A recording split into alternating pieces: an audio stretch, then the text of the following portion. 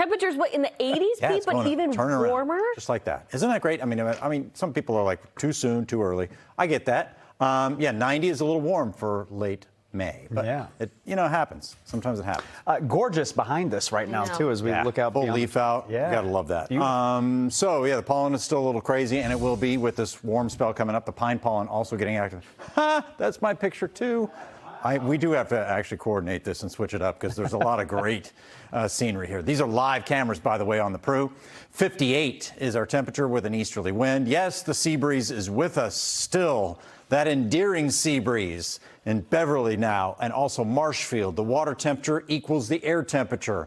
This has been our problem for weeks on end in terms of warming it up along the coastline. It's been a slow process. 74 in Fitchburg, 75 now in Nashua. That was the high temperatures from those two communities. 69 in Norwood and upper 60s all the way out through Waltham and Bedford, Lexington, too. Now, warmth goes all the way up into Canada and up into Montreal, so we know it's here. It's just untapped potential, right? With the wind coming off the water, our fate is sealed. But tomorrow, the winds turn around to the southwest. We are noting a little disturbance coming through the jet stream. See this in your Lake Huron right now? It rides over Lake Erie and Lake Ontario and then arrives in northern New England for the most part. So thunderstorm activity will be more widespread there through Burlington, Vermont, through Berlin, New Hampshire, and Lancaster, New Hampshire. But some of those storms may wander down into southern New Hampshire or closer to the Merrimack Valley tomorrow afternoon. You can watch this play out, too. First of all, too, I want to get to this.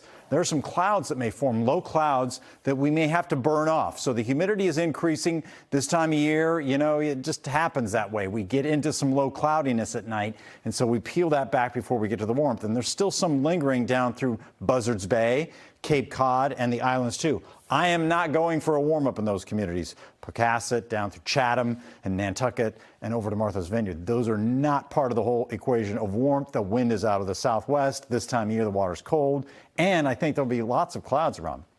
Here's the thunder that may pop up. Western New England, going through southern Vermont, southern New Hampshire, too. It's very faint and very infrequent. And temperatures soar. Look at this, Boston, 81 tomorrow for the first time this season. Yep. And it looks like this is just the start. We're close to 90 in many spots on Wednesday. Boston, we're right on the edge. 87 on Thursday, a chance for an afternoon storm popping up. Tomorrow, though, 82. Look at these upper 80s, back through Lowell and back into Worcester, low 80s as well. Cranking it up just a few more degrees on Wednesday, starting off warmer, finishing warmer, too. 85 Worcester, 89 Boston, cooler in Plymouth, and even some warmth reaching out to Cape Cod. This is a brighter day on Wednesday than it is Tuesday. That dew point rising up into the 62 to 63-degree range, which would make it sticky, but not unpleasant just yet. We'll reserve that more for the June, July, and August forecast. And extreme humidity, you haven't seen that in a while either, and I don't see that coming in this spell. Extended forecast now. Get on with the weekend, right? Just stop talking about the warmth. We already know that. Well, yeah, the weekend, that's what I was trying to avoid. We are seeing the cooler weather come in. We'll fall back to the 60s. There's a chance for rain on Memorial Day, especially in the afternoon. More to come. Not bad. Pete Bouchard, don't leave the studio yet. I don't know if you saw this. Did you see this? White-tailed deer caught swimming across Cape Cod Canal early this morning.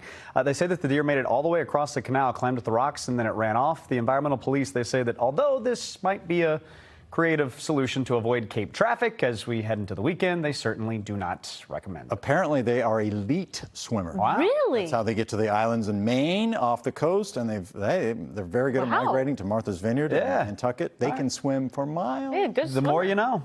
Better swimmer than me. Oh, yeah? Don't do it this weekend, is what they say.